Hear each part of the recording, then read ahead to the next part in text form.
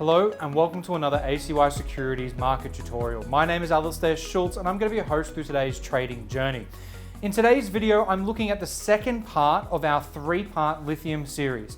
Right now, we're going to be focusing on the midstream actions that go on during the supply chain for getting from lithium out of the ground to the actual battery. Now, obviously, it's important to understand all nature of fundamentals that might be going into your chosen target market. In this instance, when we consider what's going on in lithium, I like to know where the products end up at the end result and what it takes to get to it. I take the same approach to pretty much all commodities that I look at, and in some instances, I'll even do it with stocks as well. Now, in this instance, or this video, we're going to be looking at the battery, the demand elements of it, and of course, the actual elements of it, and from there, where we might look at some producers or alternative investment classes that we can deal with. So, to get started, we're going to be looking at lithium consumption and production. Now, in my last video, I gave a bit of an overarching view of this same image. And it basically says here that we actually get more consumption and more production uses out of lithium in glass and ceramics at about 32%. Now, while that may be the case, I'm focusing on batteries. And the reason for that is very, very simple. Demand is going to be growing. No matter which way we look at this or pair it up, slice it up, or even put it in a pie chart, a bar chart, it makes no difference. Demand has been rising consistently since about 2015 for all different types of uses for batteries. The first elements we can consider are consumer electronic demands. We're seeing more and more devices, much like the one I'm holding in my hand right now, with needs in the world. We're then getting from there to energy storage demand, which are also significantly increasing. And finally, we look at the EV side of things as well.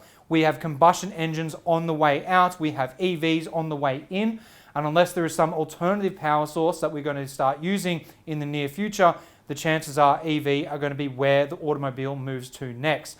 So at this stage, we've got some estimates on where things are being slated to develop into. And you can see even in the energy storage demand section, in 2015, there was nearly none, yet it's nearly doubled by 2025, and by 2030 and 2020, we are seeing some massive numbers coming in. And this includes things such as the house battery that Tesla has developed, and of course, what we're doing on the EV side of things, the cars themselves, and even on the consumer side of electronics, laptops, battery requirements, and needing them to be able to hold their storage and charge for longer is becoming more relevant, particularly at the work from home world or in the side where we might not be using an office in the future. Now, looking a little bit further into the stream of production, this is an image here that I've got made up for us to have a look at. Right in the first video, we looked at the upstream elements.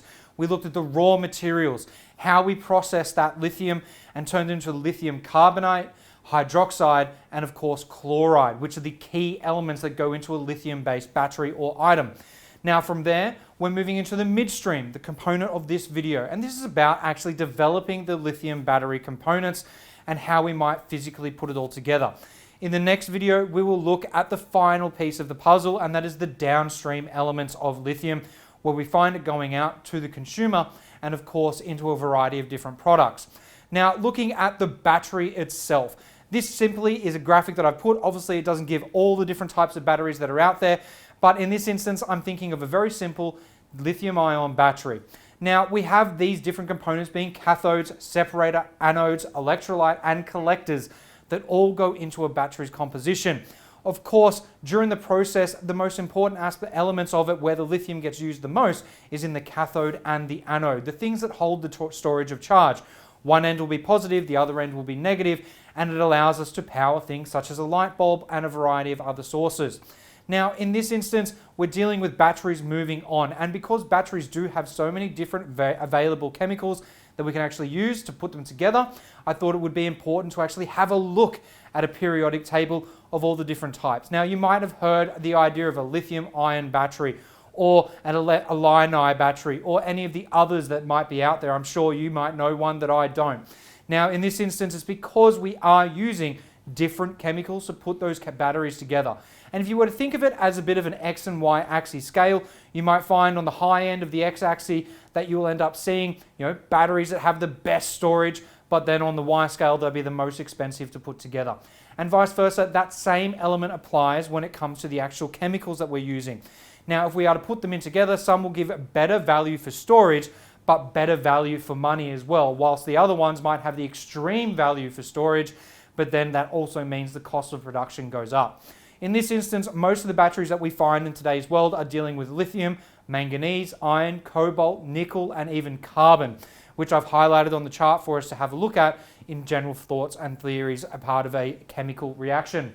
Now, moving forward from that, where might we actually sit with a producer? Producers of all different variations will focus on different elements of the battery construction process.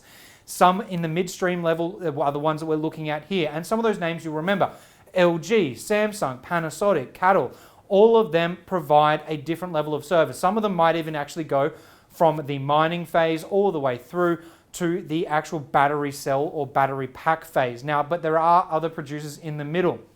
If we were to look at companies like Ganfeng Lithium, Livent, BTR Chemical, all of those guys tend to deal with the chemical production, not so much the anodes or anywhere in between. Whilst in Samsung and Panasonic, we're dealing with the anodes and cathodes and everything else in between that you might actually need to manufacture, or the physical components that need to go into your battery. So have a look at some of these guys. Look and do some research on them. Find which ones speak to you the most. Right now, across Asia, we are seeing a huge increase in the amount of demand for these sort of battery supply chains to be working, and there is a lot of expansion happening around a lot of these companies. So they're not a bad place to really be considering. Of course, do some of your own research, look into them, and understand the rest of the supply chain before you might start investing in them. Now, if there's anything from today's video you would like to get in contact with me about, please feel free to shoot me a message via any of my social media channels that you can see on the screen behind me. And of course, don't forget to like and subscribe this video so you can get more great content and the third part of our lithium special to your phone. Have a great trading day ahead.